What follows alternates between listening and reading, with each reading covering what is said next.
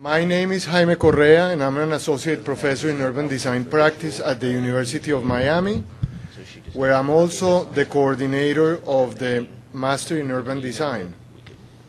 Additionally, I'm a founding partner of a small urban design firm called Jaime Correa and Associates in Miami. If you're lost and if you don't know where you are, this session is purely academic and focuses on the relationship between urban morphology and building typology, topics which have been purposely neglected in contemporary schools of architecture and urbanism under the banner of innovation and the consequent irrational holocaust of the classical concepts of solidity, comfort, and pleasure. The four scholars that are about to present may very well belong to an endangered species, and they're still inhabiting contemporary academia within its trenches. As you're well aware, the scholarly community has decided to follow mass information, money, individualism, and consumerist desires at the expense of scholarly practices grounded on thousands of years of experience. The reason why there are only 20 people in this room is clearly, self-explanatory. People are not interested in intelligence.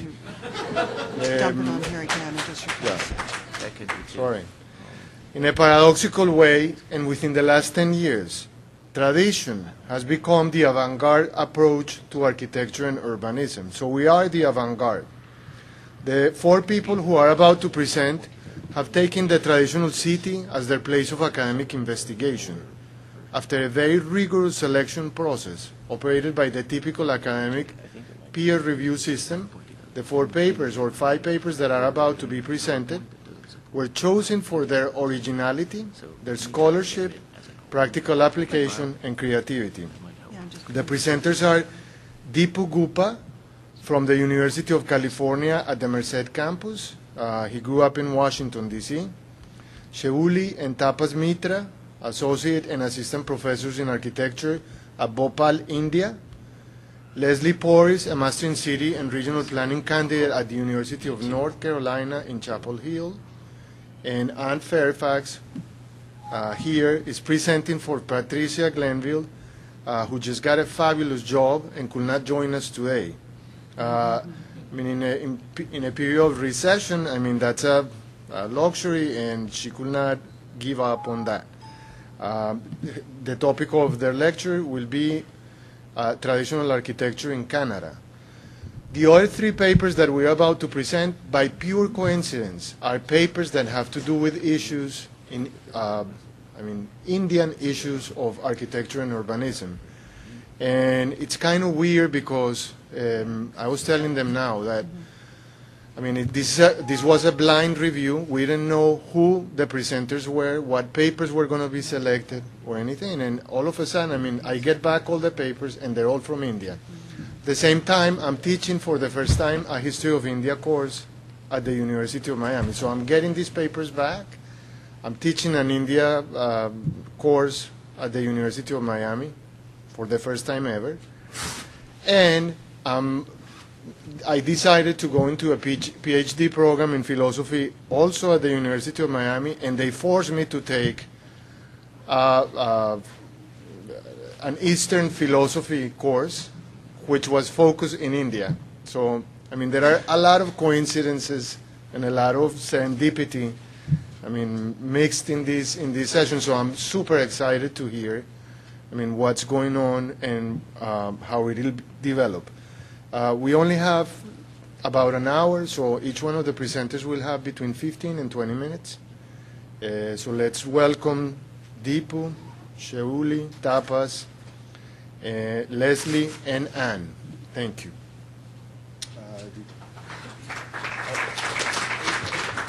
I'm having technical difficulties, so go ahead. Okay. Is it going to happen or not? I have no idea. We're still Could you doing troubleshoot it? somewhere else. Would that be possible? Oh, yeah.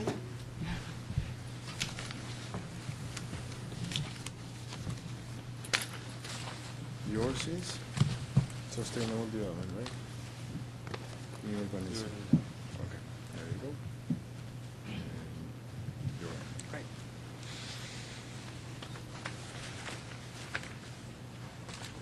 Is this good lighting? What's our? Are we gonna? No, we're going to turn on the... Okay. I can start.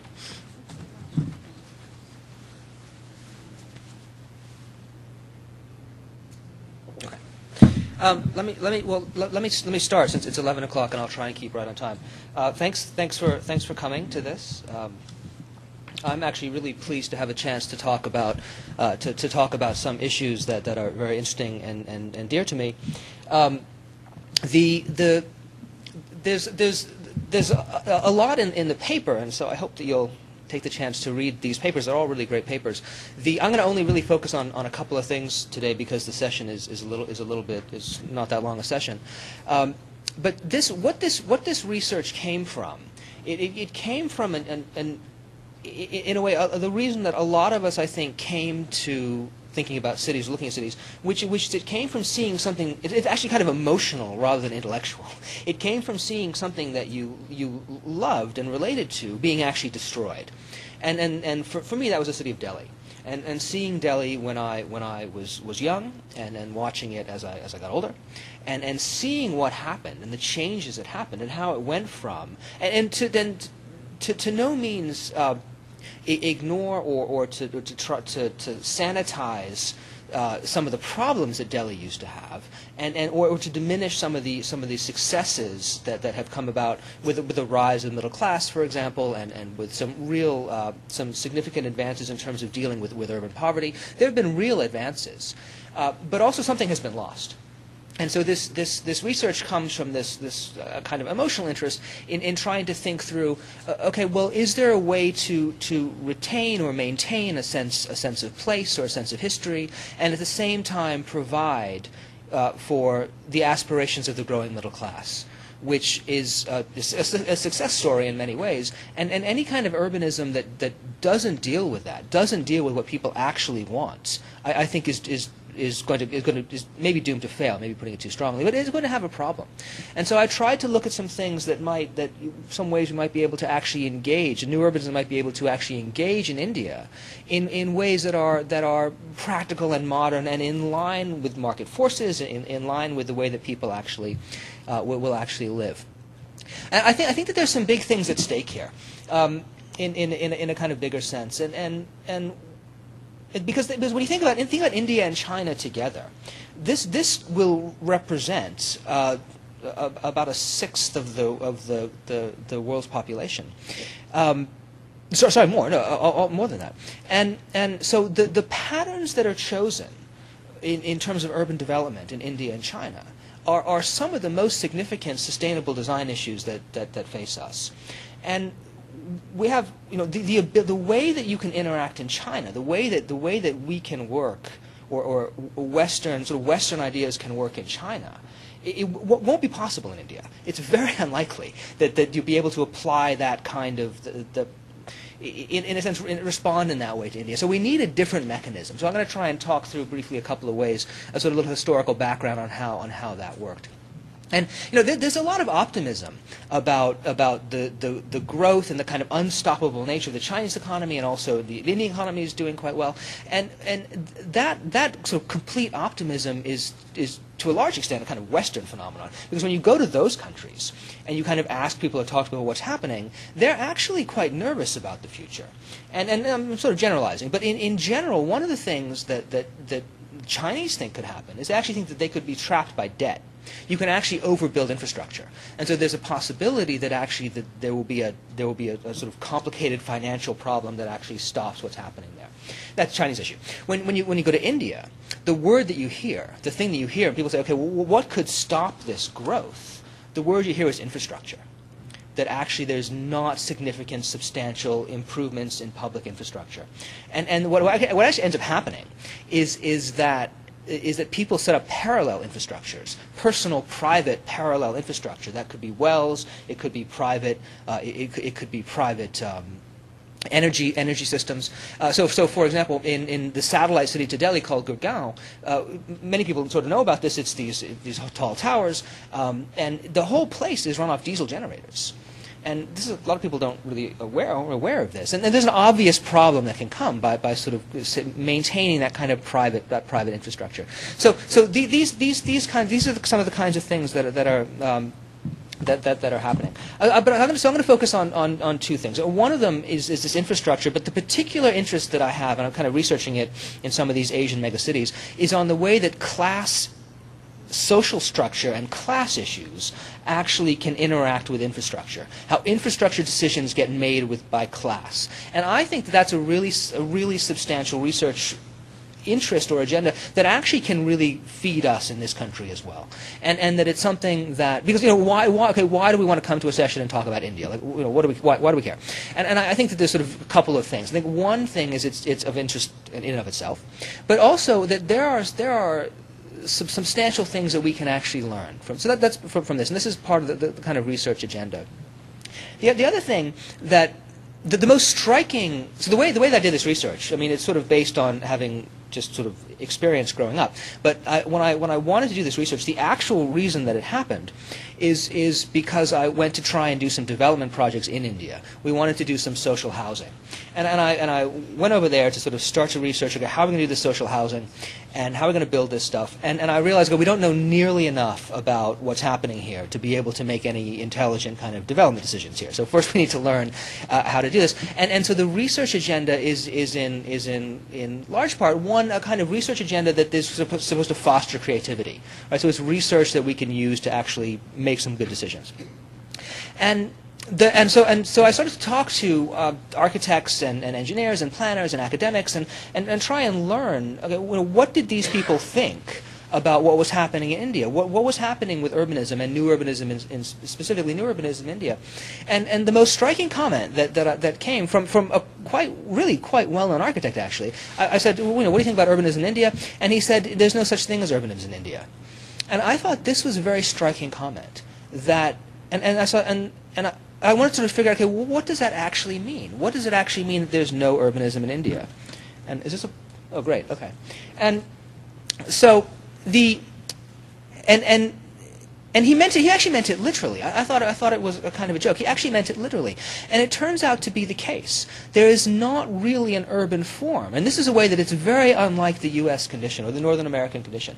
There is not an urban form that's seen as appropriate on which to model contemporary urban development in I'm talking specifically about Delhi. This probably could be applied to all of the cities. Right? And so why is that? Because this is a part of the world that possibly invented the grid. One of the first grids we have is in the Indus River Valley.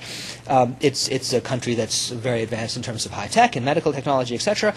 How can there be no understanding or basis for actual urban development? It comes from a couple of places. One place, so I did a series of figure grounds to try and kind of think through the spatial implications of these things, and so I present these here. Now, Delhi is a much more expansive city than what I'm showing here. I'm showing three sequences, three periods of growth. One is this. What's called Shah Jahanabad, which is, so on the top level, which is called Old Delhi. And this was a Mughal Empire city founded around 1640, and this is seen as it's a kind of medieval way of living, but it's more than that, because it's not medieval in a kind of European sense. This is actually a kind of critical difference. What it actually court life dominated this city. And so the city, literally and figuratively, your life in this city revolved around the court. And so that is seen, while we look at European medieval towns and say, okay, this is a possible model, this is a very different ethic behind this model of what looks sort of at first blush as medieval development. It's a very different model. So that's seen as inappropriate, kind of conceptually, in a more kind of mundane way. It's seen as inappropriate because it simply doesn't fit contemporary needs. When Delhi did a master plan, they actually condemned in the 80s. They actually condemned in the 60s. They actually condemned Old Delhi as a slum, which is quite shocking, right? And then that kind of changed that because it didn't look so good. So it's changed, but it's actually seen as a slum by many people. So that's not right. That's not appropriate. Then there's this the English Baroque planning by Lutyens and Baker. So in India, the British moved the capital from Calcutta to Delhi in 1912, and it was seen that while Delhi had this historical, the English wanted to tap in to the Mughal dynasty to sort of legitimize the rule, partly legitimize the rule. You see, because you have to remember, when the English showed up in India, they were delighted because they found, not only was this a great country, but they found this social structure that they completely could connect with, right? That these people have a clear class system, and we really know who to talk to. And the English Empire actually ran with relatively few English people and a lot of support, if that's the word, from the higher classes throughout India, meaning princes or landowners, etc. That was the way that the place was controlled, and this urban pattern. So it seems to go, well, now if we're going to have a new town, a new capital, and we're going to tap into this Mughal empire, well, we're going to need some kind of physical form that actually is appropriate for that. And so the Baroque planning was seen as appropriate for that. And within the Baroque planning itself, it's actually quite a kind of class issue of who would live where. That was English. That wasn't actually part of that was not Indian mentality. That was the English mentality. But so for reasons of sort of post-colonial issues and also space issues, which I'll show you, this is seen as an inappropriate model for contemporary development. And then the way that a lot of people live, which is down in South Delhi, and this is a small example of a typical housing pattern in South Delhi next to a place called the Rose Gardens. This development pattern, which is much later in sort of 60s, 70s when Delhi was expanding, this urban pattern actually, while it's relatively dense by North American standards, is actually completely almost completely car dependent. It's a separation of zones. It's very much a kind of modernist planning. It's sort of widely accepted that modernist planning, while never made any sense for India, is actually what largely was adopted, whether that was by actual decision making or as a sort of natural outgrowth of the car. It's generally agreed that this is actually what happened. So I'm going to show you some blow-ups of this, and I found this quite shocking when I actually drew it. I kind of knew it, but then when I drew it, then I really sort of found out how shocking it was, which is the following. So what I've done here is I've taken a kind of typical acre of these three parts of the city. Right, so this is an acre of Old Delhi, an acre of the colonial Delhi, and an acre of South Delhi, and then I've blown it up and I've shown the figure ground as to what's happening in these places, and to me it's really surprising to see the number, just at the sort of basic level, the number of people who live in these different acres. And so in Old Delhi, this would be really quite dense urban fabric. There could be in the dozens of people, possibly more, living in something like this. And I've chosen an area that's mostly road anyway. In what happens in colonial Delhi is that these are a series of bungalows, and now sometimes they're embassies or they're sort of private clubs. They're this sort of elitist areas, and this is what I found really shocking. Is that when you look at this 1 acre, and this building site actually is bigger than an acre, right? This is the relationship of form, and then when you go down to South Delhi. These are multifamily houses. You can kind of make out they're sort of large row houses where families live by floor, and so this might be 30 or 40 people living to an acre down here in South Delhi. And so one of the things you have in India is a sort of politics of space. Who gets to take up how much space? But I think it also raises, for the sort of purposes of the things we talk about in this conference, it raises an issue of also how do we maintain integrity to a sense of place? Because there are many proposals. I mean, look at when you kind of go back to this and think about the amount of space that actually, now that you sort of see the pattern here, the amount of space that's actually available for development in Delhi is actually very significant. But would you actually want to develop that? Would you actually want to take away one of the only areas probably in the world that has this kind of Baroque planning with relative kind of authenticity to it. It's arguably, on one hand, we could argue this is kind of historical, something that's sort of world heritage that should be preserved. On the other hand, people say, well, there's practical problems. We need to house millions of people, and so where are those people going to live? And so there's this kind of debate that actually goes on in Delhi as to what should happen. I don't have a solution to that, but I present both sides of the debate. And then, lastly, as an image, I wanted to show one kind of public space. You see, there are a few things in what happened in India that actually really change the nature of how we kind of think through urbanism, and one of those things, one of the urban issues is population pressure, or the population numbers. And so these kinds of spaces, I just show a small part of the city. It's a kind of urban park part of the city. These kinds of spaces, which to us in North America look almost like throwaway spaces, actually are extremely successful public parks because of the changes that they're made by populations. So I go into that in some detail in the paper. And so I'm kind of almost out of time. So I just want to end with one or two suggestions into how we might engage a little bit further. And one is this level of infrastructure. Infrastructure in India was always tied to making money. That was the way that you were able to actually build that. And so if we find a way where infrastructure can actually be tied to profit, then we may actually be able to make some advances in that way. And secondly, and in a way, a big research agenda, which I think is of substantial importance actually globally, is what would it mean to have an urbanism that didn't have any growth, right? One that wasn't dependent, I mean in a literal way, one that didn't depend on increased demographics, one that didn't depend on increased resource use, but actually allowed for real prosperity. And I think that if we can come up with an answer to that question, or a series of answers to that question, then the argument becomes very strong, and other parts of the world can actually start to take that on. And of course, it's something we ourselves would need to take on as well. So, thank you.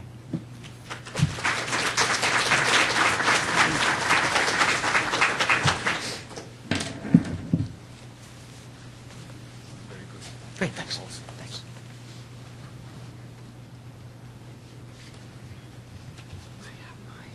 Okay.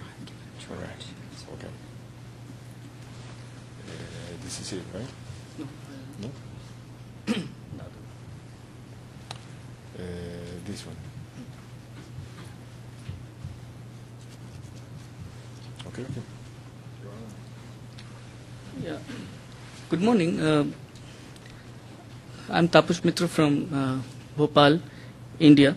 We are actually talking about the city of Calcutta, and we are talking about the older residential neighborhood areas of Calcutta, which are very representative of the city. So when we talk about Calcutta, and this is the subject of this session, when we are looking at the ways of discussing the morphology of the city of Calcutta and city of Calcutta in general, how do we represent it? The most sort of famous representations of Calcutta are either its abject poverty or the British colonial legacy that the city has.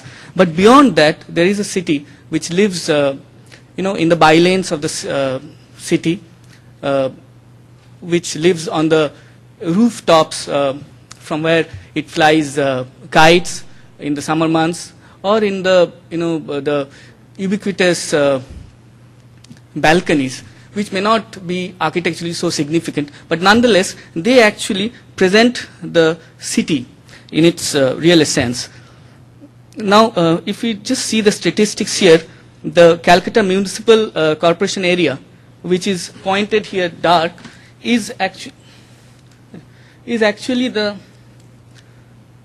area that we are talking about, where we have the older residential neighborhood areas. And if you see that the population here is population density is close to 25,000 people per square kilometer, which is astounding. So we are actually dealing with this kind of a housing stock, this kind of a urban fabric, which is like mind-boggling. And what are we going to talk about here? So Calcutta is just to situate Calcutta in space-time. Calcutta is on the eastern part of it's the capital city of West Bengal, which is the eastern part of India, and historically it was a British town which is on the eastern side of the river Ganges, Hooghly, the distributary of the Ganges.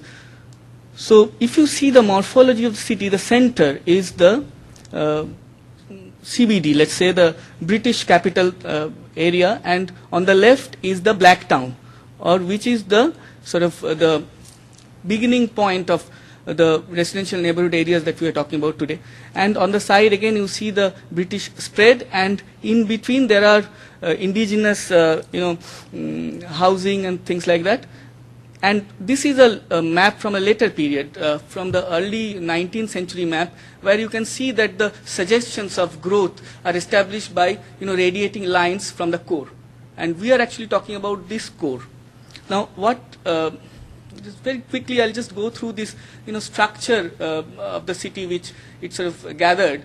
You can see the, eventually the road network which happened in the city, and this center is getting more and more prominence. And there in the subsequent one, which is pretty much the situation that we have right now, you have the metro corridor going across the town, which actually connects the north and south into a homogeneous mass, so to speak.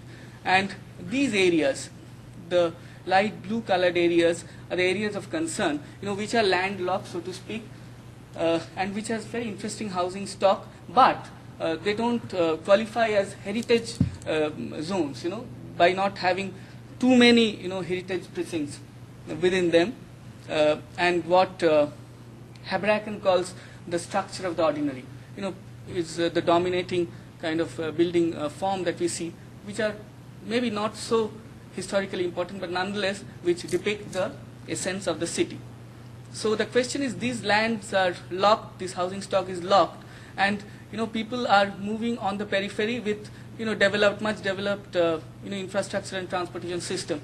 Now what happens to the core? Of course it gets degentrified, and but nonetheless, since they represent the city, we are trying to work out a system of delineation of these areas, so that we can, when we actually go into the intervention, we can actually look at these areas and suggest specific intervention strategies. So this is actually based on the empirical research that we have been doing for a long time with these older residential neighborhood areas, and it's pretty much on the spine of the metro, and which actually brings the entire thing together, entire city together. So we will actually look at some of the different ways of defining these areas, the city. One is, since Calcutta has been the subject and also a backdrop of very sort of rich art and cinema, we just wanted to show some alternative ways of looking at the city through its cinema. This is what we call the core and the periphery of the grey zone. Here you can see the edge, the periphery where you see the tram car running, and this is the edge. This is the core where you have the rickshaw and the extended, this sitting space from the inside where people actually sit and interact. So there is a very sort of interesting street life there happening, which is actually the sense of living processes there. And this is the typical, central courtyard house, where you can see the embellishments and the various kinds of architectural features that it has. But again, it actually is under tremendous amount of economic pressure. The last probably 2 generations didn't do so well, and that is very typical kind of a situation that happens in these landlocked, neighborhoods of Calcutta, older residential neighborhoods of Calcutta. Now, if we are talking about this introverted central courtyard type house, we cannot actually escape the kind of films that were done with this kind of a housing typology. This is a very famous film by Satyajit Ray, who was actually working with a novelette by Tagore, where the lady is actually a lonely, wife of a Calcutta gentry who is obsessed with the press, and her life is, around the central courtyard type, which eventually changes and brings different kinds of layered meanings. Like here, in a much later film, that was a period film based in 19th century Calcutta gentry's life. Here, this is the 1960s film, which is again based out of that central courtyard. But here, the city experiences of the city of the 60s experiences tremendous amount of pressure, economic pressure, pressure after the partition, in-migration, things like that. And the woman from here actually goes out to work. But this is a very interesting sort of wall, which is actually the outer wall of the house, which actually works as a kind of a screen between the internal and exterior, just a kind of a pause between one action and the other. And these are some, shots from the core and the edge. This is, I was talking about the 1960s film, where the woman comes out of her house and she works with her husband outside the house to supplement the income of the family, and she sort of confronts different kinds of situations outside. I mean, she leaves the old central courtyard type house to different kinds of typologies out, and almost as a metaphor sort of rejects in certain ways the courtyard. And in the process, technically also, you can't sustain that courtyard type of house in a different FAR situation, and the city growing larger and larger, thicker and thicker, denser and denser. So obviously you have to go vertical. So there's a different kind of a spatial type which becomes more and more sort of important. The terrace, the rooftop. So this is one of the shots from another film of Satyajit Ray, where he actually shows that the roof is a space, arena of freedom, where the protagonist goes upwards, and sort of relates his and her loneliness with the city. These are some shots there. Again, he's talking about liberation, and this is by the maverick Ritvik Ghatak, who actually uses his tremendous sort of extremely powerful lens and way of looking at the city, when he pans all around 360 degrees and looks at the city in a very different emotional kind of vibration. Yeah, this is, you can see this is how it works actually today. The different artists, using the rooftop as a very important sort of artistic gesture, very interesting. And then we have another way of looking at the, city, when we see the kitescape. When you have, work in these dense areas, you sort of don't seem to see that the road was there actually. When you go up, especially when you go up on the roof, you actually don't feel that there was this road existing down. So, but the entire neighborhood is kind of projected up on the sky in skyscape, and you can see the one neighborhood I showed earlier actually is just a little bit here, and the entire, I think 7, 8, 9, 10 neighborhoods are all sort of combined into one big neighborhood area in the sky. So this is a way how, infrastructure, how actually delineates neighborhoods. For instance, the smaller roads actually do not actually form the kind of kitescape that is generated by this one. Neighborhood as generated by the kitescape here, which actually follows the big time infrastructure which went into these older residential neighborhoods here. I think Sheuli will tell. Hi, I'm Sheuli. I'm a planner, so what he's been talking about is the imagery of the place. So I'm trying to understand today, with the sort of pressures on land and the zoning guidelines that we have, the building regulations, what is it that is disrupting this imagery? What is it that bothers us, and why are we not being able to retain these places as they are? And the new development is becoming quite insensitive to what was there. So if you see, this is the nature of infill which comes in, the new development within those core areas. You can see the, the older buildings on the periphery which still remain, and the new development just does not gel there. And what we have seen is, if you see a quick look at the regulations are largely to blame for this. Here in Calcutta, as like most Indian cities, the maximum building that you can build, the number of floors the floor area ratio, is guided by the street width.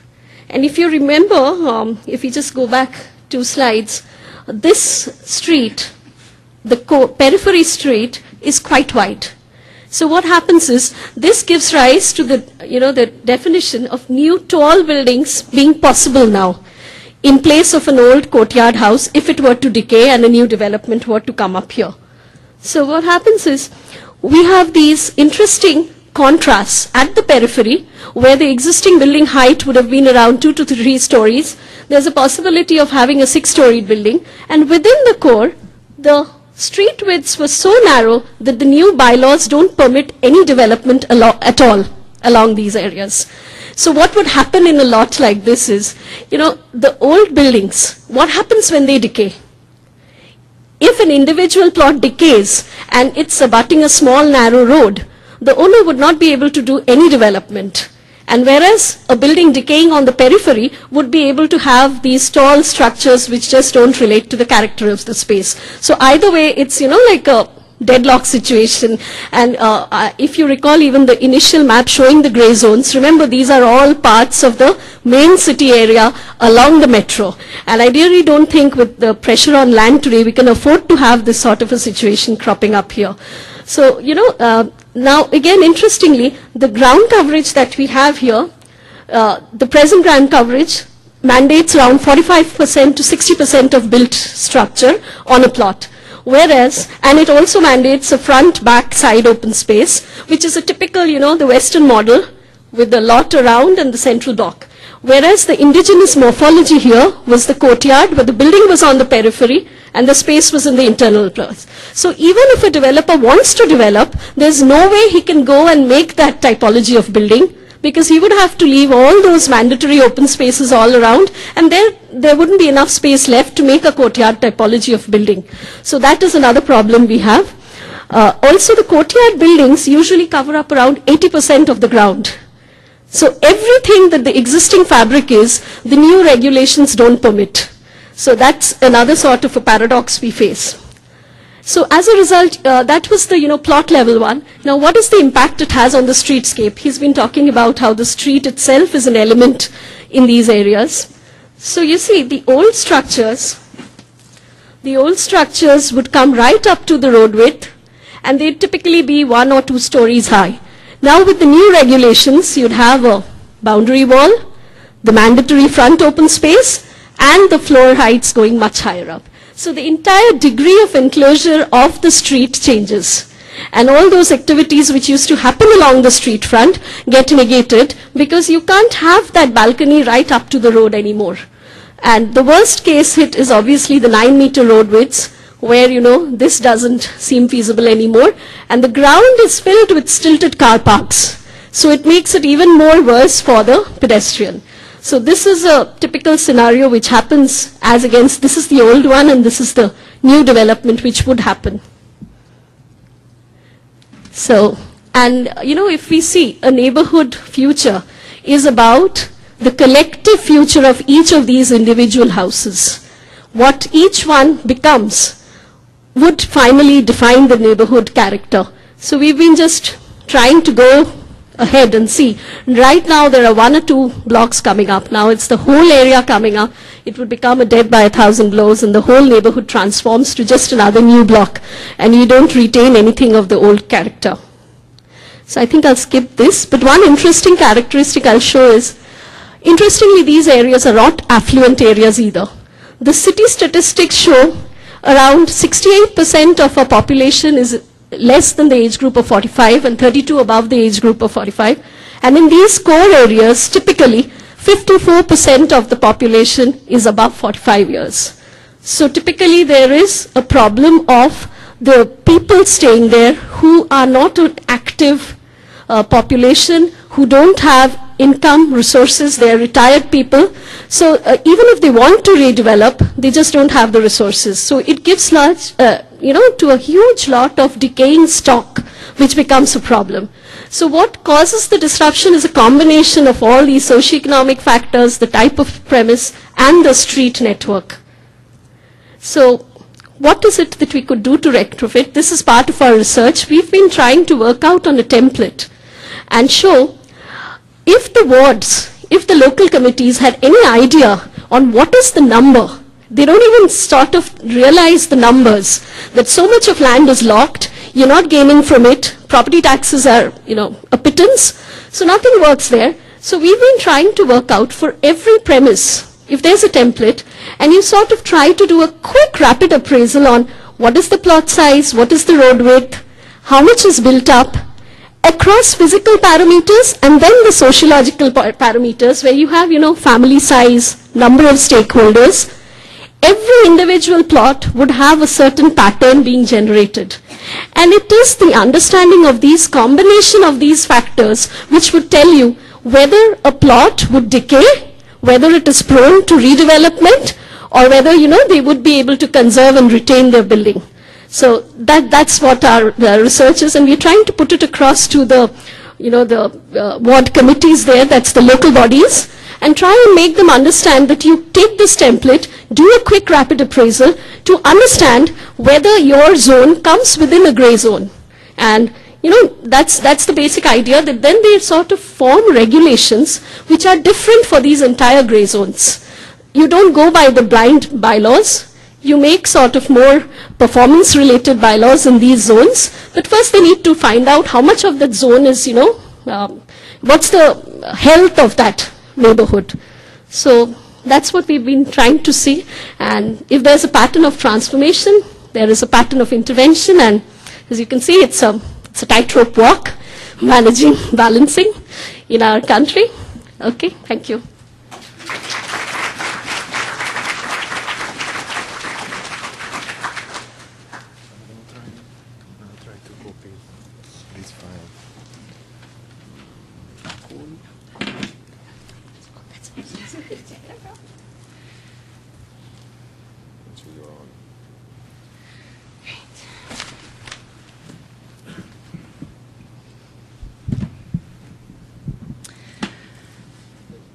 Hi, my name is Lesley Pories. I'm a master's candidate in planning at University of North Carolina, Chapel Hill. I did actually live in Hubli, Karnataka, India for a year working with a water conservation NGO. But this idea that I'm talking about was something I learned about later on a planning study tour in Kerala in the south of India. So we're actually moving across the whole geography of India. We've moved from Delhi to Calcutta, and now we're going down into the south. We're going to be exploring again sort of the problems that India faces through increased urbanism and development, and I actually am going to sort of go through sort of what I consider an Indian adaptation of new urbanism as we would consider it at CNU, and then sort of see whether that really is the case, and what we can actually, and through some of the critiques I do have of that system, what we can actually learn about that system when we're thinking about it back here at home. So, and this is just more, I just said what I'm going to tell you about.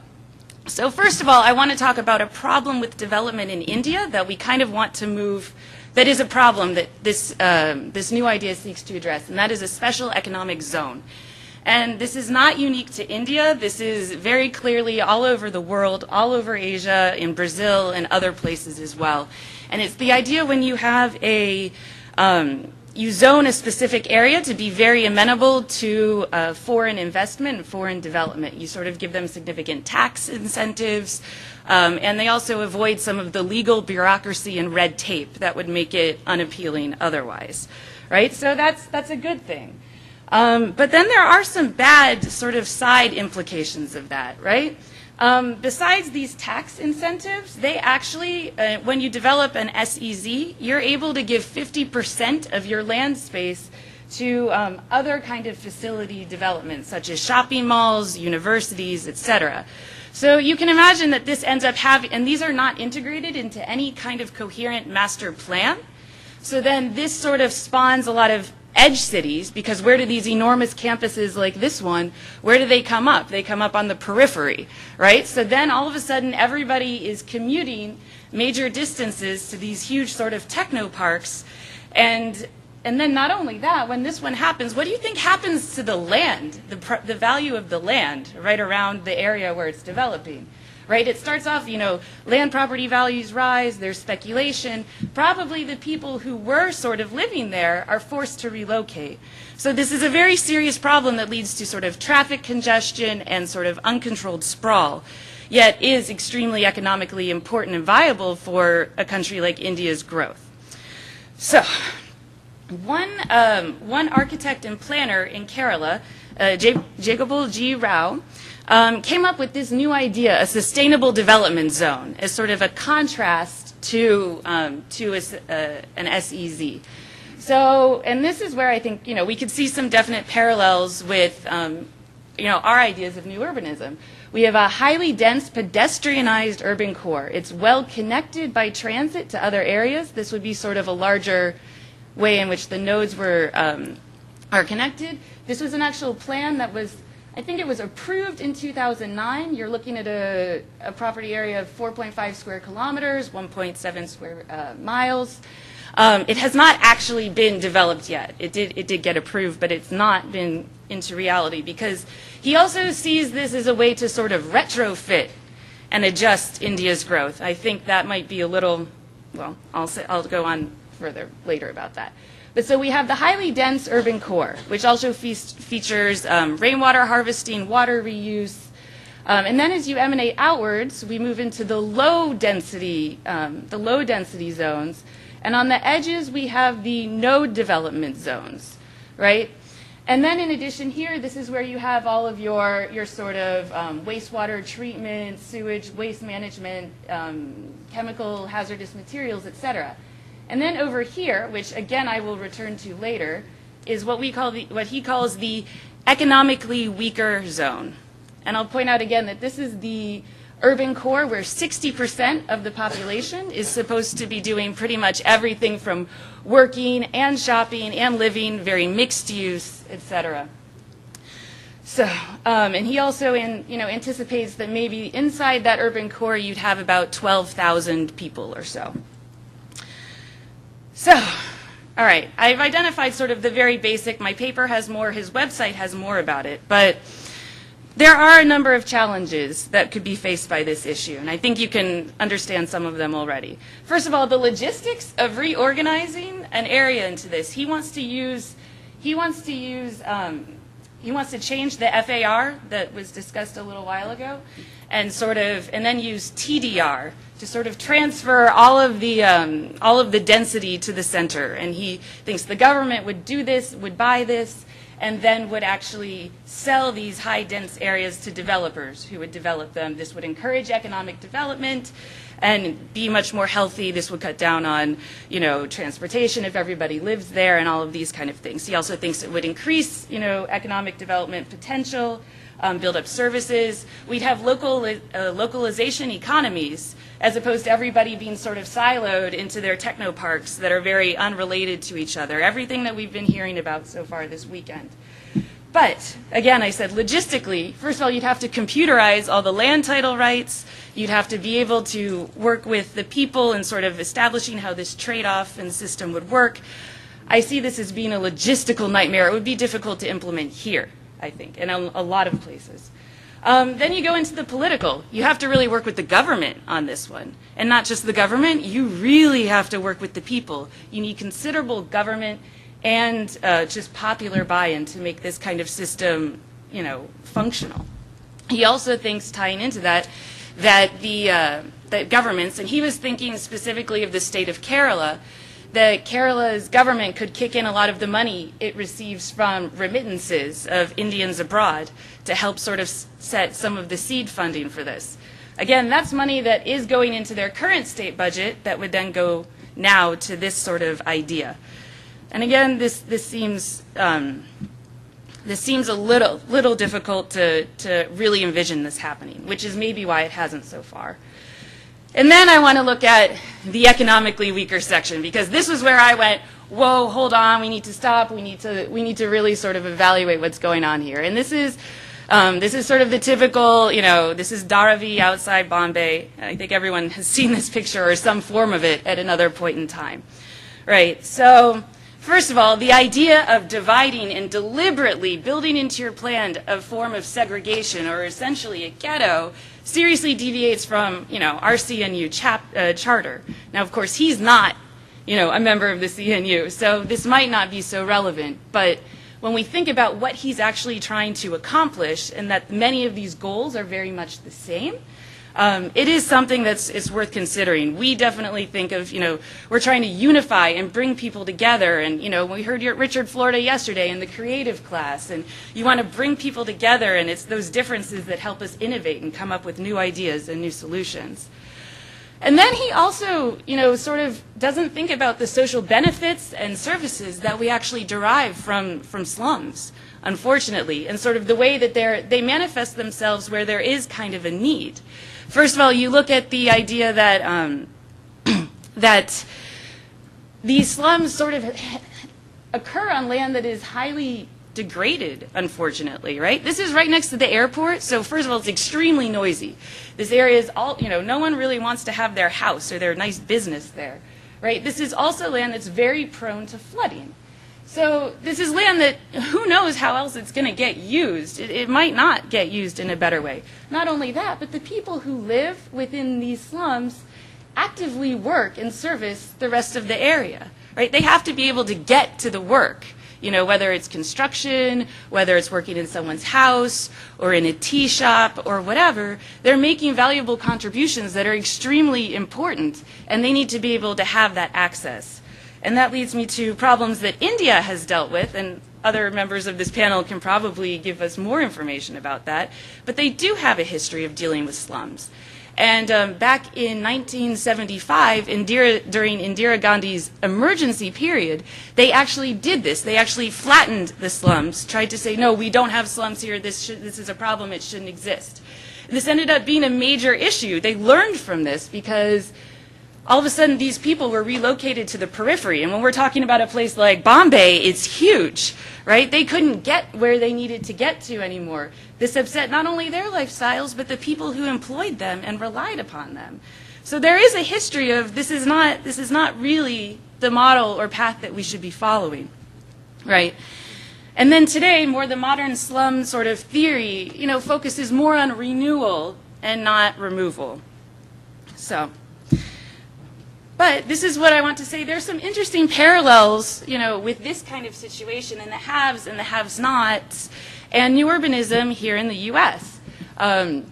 This is actually a model of this is a new urbanist village in Chapel Hill, North Carolina, known as Southern Village. It's been open for going for maybe 5 years or something. It was the first new urbanist community in the area. Everyone was very excited about this. You can see very much that this is a pattern, very nice, urban central core with lots of retail, etc., and sort of all sorts of different types of housing meant to accommodate lots of people emulating outwards.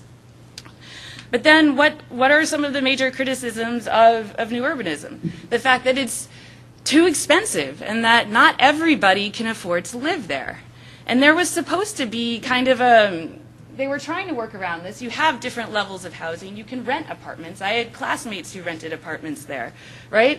But then let's look at what's actually inside the retail here. They're very high-end shops, right? The grocery store that is a natural foods co-op, which is great for some, for a lot of us. But if, you're on a limited budget, that's not where you're going to choose to do your shopping or not choose to do all of your shopping. Yet, unfortunately, this area does have a great bus transportation system to the other parts of Chapel Hill, but it doesn't work at nights, and it doesn't run on the weekends. So the people who live here are very much stuck. So I had friends who lived there and who didn't have a car, and they said, I have to have a car. So it's kind of this self-defeating, right? We're supposed to be, get rid of the car, we don't need it for our regular activities. And so we have this whole same problem where even our best intentions end up sort of segregating and excluding people anyway. So it's a really interesting way of sort of looking back and viewing our own problems. Something that does plague India, though, that we don't have is the caste system. And I think we all have a very, understanding of that. The whole idea is that people will not mix, right? This is just, it's ingrained, it's long-term. There isn't that much that we can really do about it.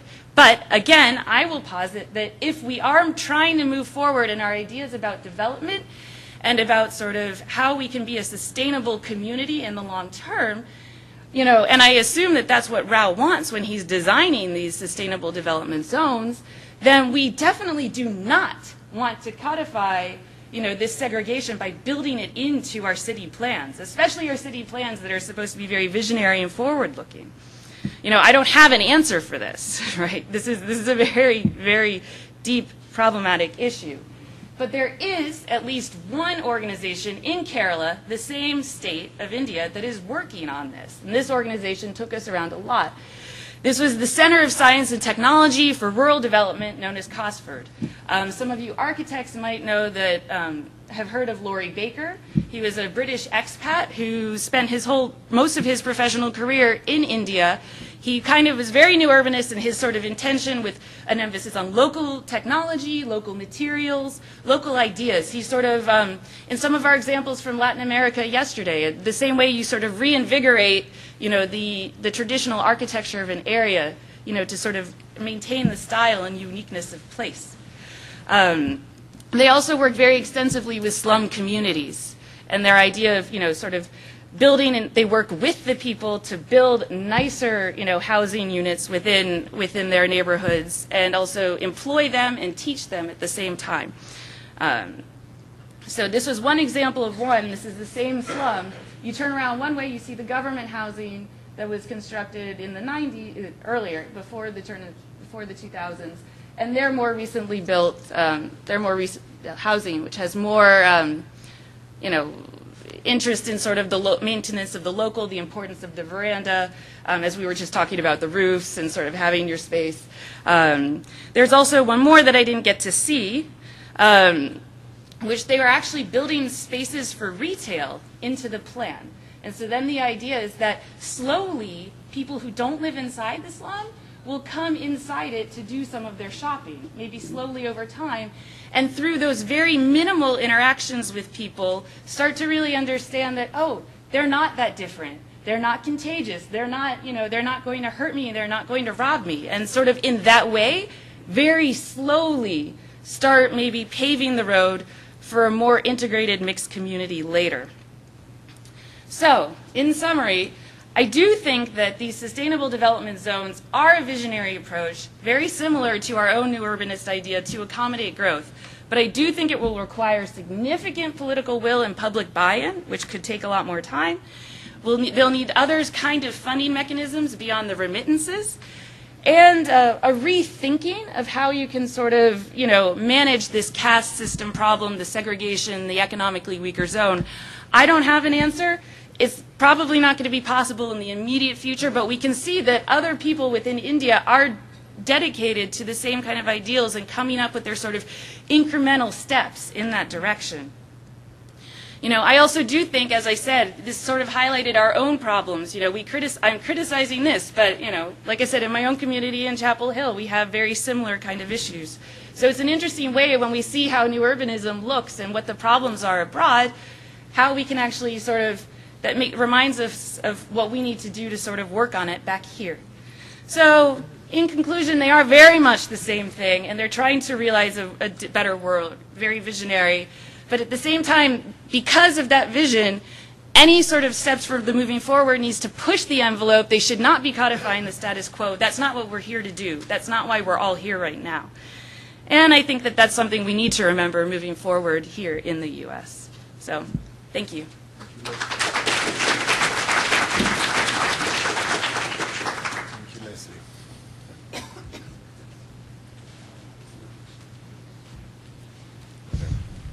To copy it.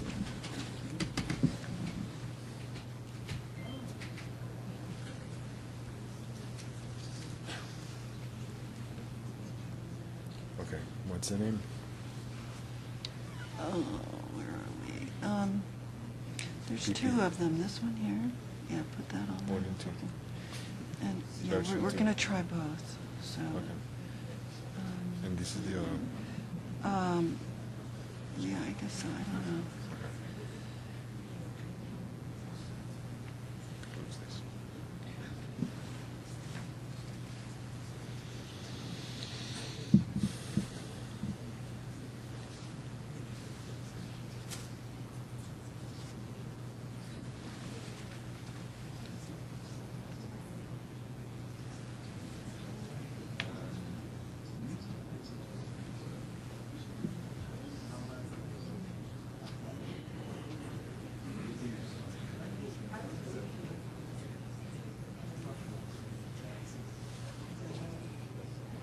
huge. Yeah, it's huge.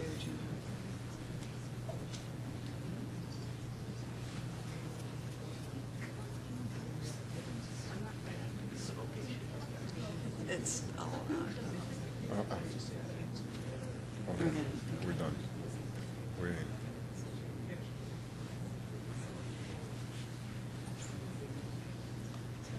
You can start. Good morning. Thank you all for being patient.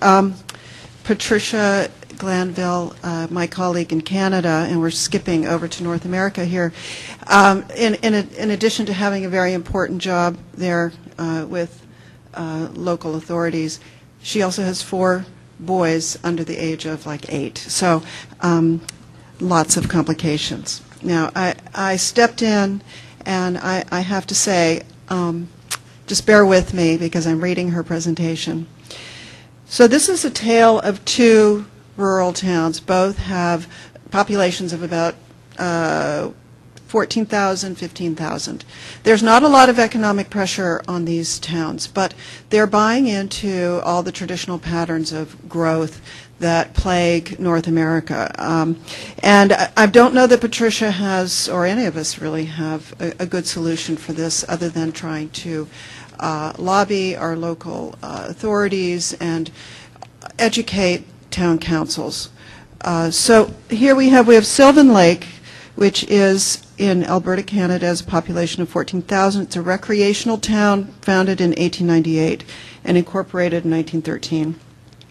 It draws 3 types of residents. The first group live year-round along the lake, and the second group vacation in the summer adjacent to the lake and tend to utilize a lakefront commercial district that defines the character of the town and that serves the seasonal, largely tourist crowd. The third group live in the suburbs as bedroom communities to a neighboring city, and they rarely visit the lake and the commercial lakefront district, preferring to access what Patricia calls the supercenters. And I asked her, what does that mean? It's not an American term, but basically it's the shopping center. It's got the big box stores, the typical Kmarts and Targets and such. Overall, the town has a prosperous local community, and it is the most expensive recreational property in Canada in 2010. Let me see. How am I? Do we have? That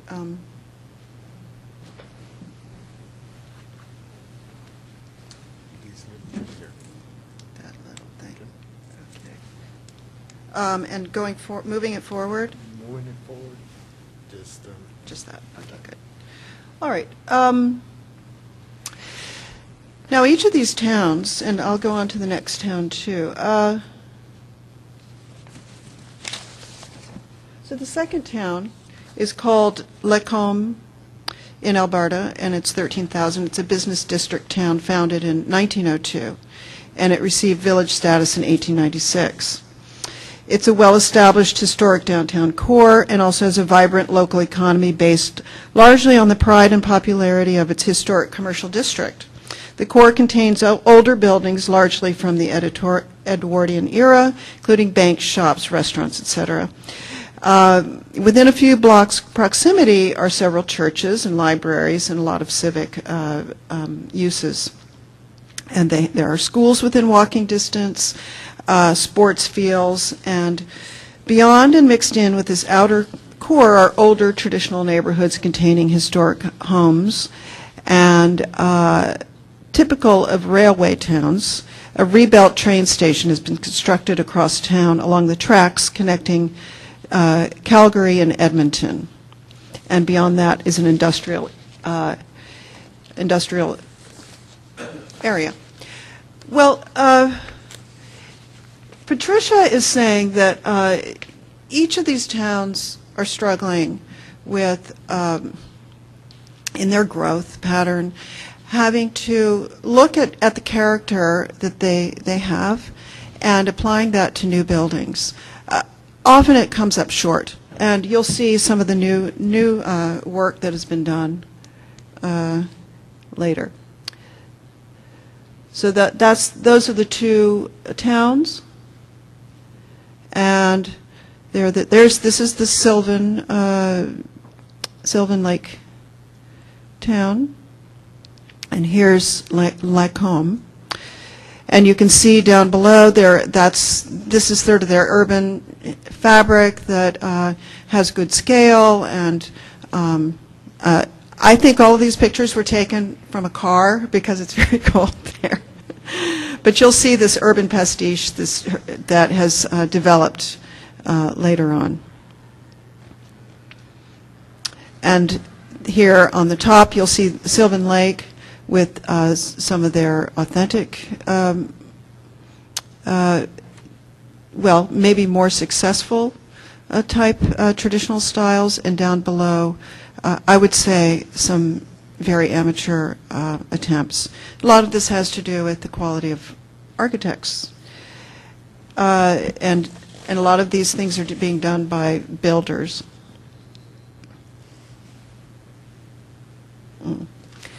Oh, oops. Okay. We have a very large file here, so it doesn't seem to be advancing.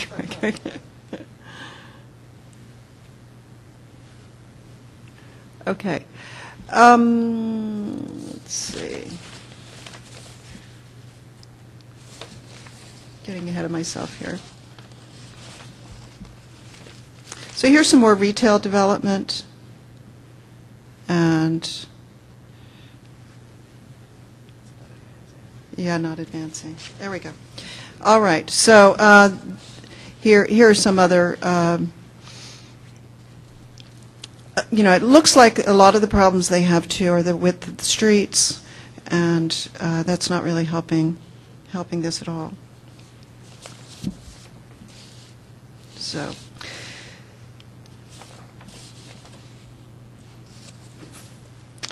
As referenced in the previous example, the importation and consequent application of architectural and planning culture seeks to impart some sense of place where a different one exists. In the first example, the guidelines aggressively attempted to set a very high standard in terms of introducing very precise architectural and planning controls. This was very limited local building stock to set development precedents to achieve this end, and developers have found the formal guidelines that adhere to specific period styles too restrictive. In the second example, a great deal of historical references were available to have been drawn from, particularly within the Edwardian era and the history of the Canadian Pacific Railway. In addition, the main streets were originally designed for horse and buggy traffic, and pedestrian movement within the downtown core, furthering the need to both preserve and promote small-scale, low-speed vehicular traffic and protect and encourage pedestrian traffic. Advocating both of these forms of travel would work to keep the downtown core safe from imposition of heavy highway vehicles and vibrant with pedestrian life. On the other hand, allowing development within the urban core that is contradictory to both the vision of the city to promote its historic value would suggest that the value of the existing building stock loses the visual impact due to the scale of newer commercial buildings. In addition, permitting supercenter developments at the extreme edge of the city, although popular in larger neighboring cities, will economically impact the health of the local economy. We see this development pattern over and over again, and no one seems to really understand just how devastating it is until after the fact. The dilemma. Comparing these two urban planning examples serves to show that there are different dilemmas inherent in attempting to import architectural culture into cities that are dominantly contemporary commercial, and that those that are dominantly historical commercial. While it's preferable to introduce some forms of architectural language that might enhance or inject a sense of history, it's equally important to recognize and draw upon an appropriate theme rather than importing something completely without precedent. On the other hand, in an area where substantial traditional building stock exists, trying to interject a sense of contemporary design should be conducted in a manner that is respectful of the existing context in its expression of scale, building elements, and public use. At the same time, This draws into question the authenticity of the applications and the influences the designs have over a relatively short period of time under contemporary influences, such as heavy vehicular traffic and supercenter developments that may overpower the design influences.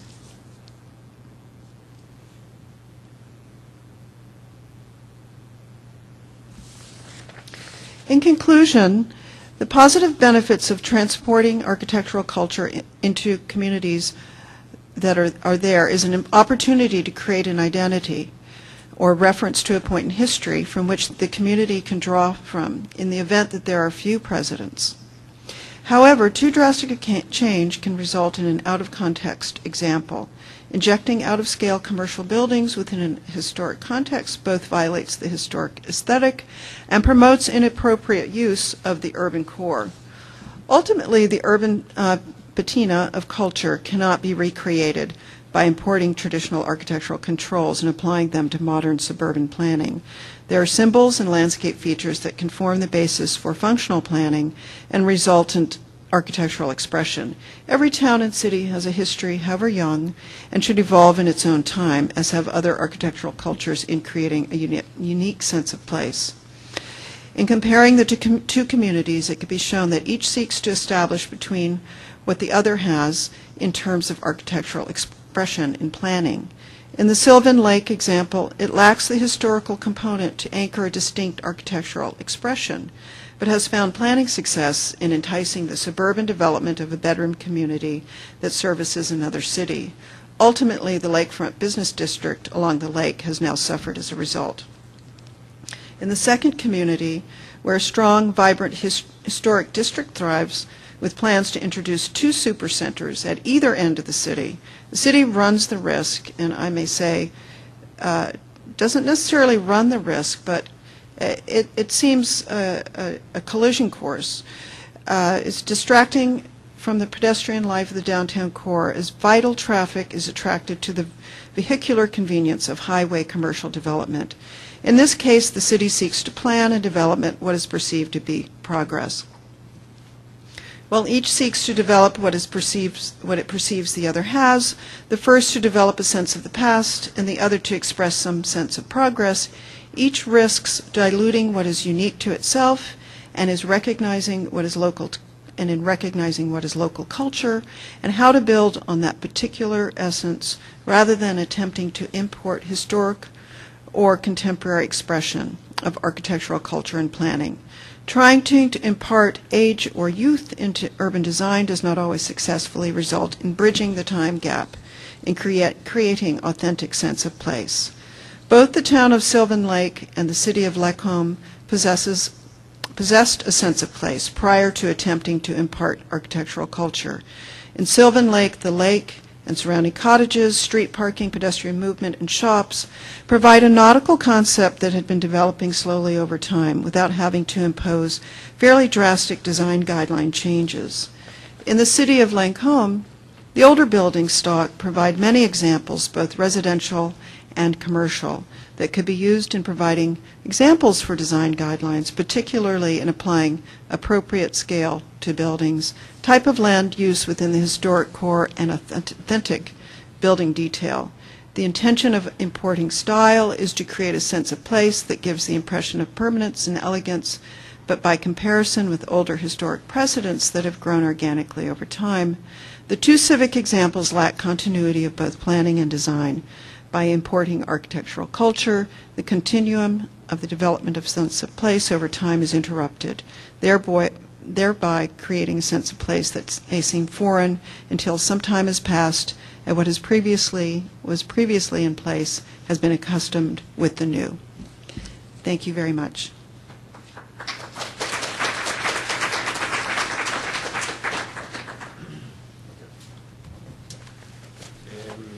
We're well past 12 o'clock, so I just want to tell you that if you're taking this session for AIA credits or AICP credits, there's a sign-in sheet right on that table.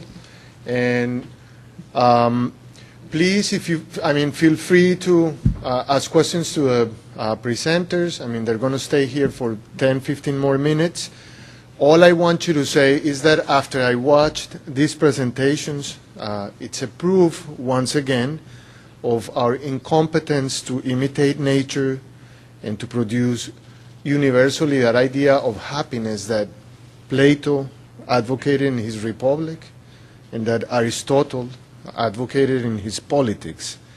I mean, I don't know what we're going to do in this generation to be able to adjust and retrofit the ideas of beauty, comfort, solidity that we lost, I mean, over the past 200 years. I mean, it is time for us as educators, I mean, to go back, I mean, to our schools and, I mean, to inspire people, I mean, and tell them that there's things where they can also get inspired, I mean, through studies of morphology and typology like the ones we saw here today. And, I mean, and that humanity in general, I mean, has to have, I mean, a positive future. I mean, as it is right now, I mean, it's super negative. I mean, sorry that I'm finishing up with this type of bad news, but, I mean, that's the way I see it. Thank you very much for attending. I mean, I really appreciate that you took the time to attend this session. And, I mean, they're going to stay here. Thank you.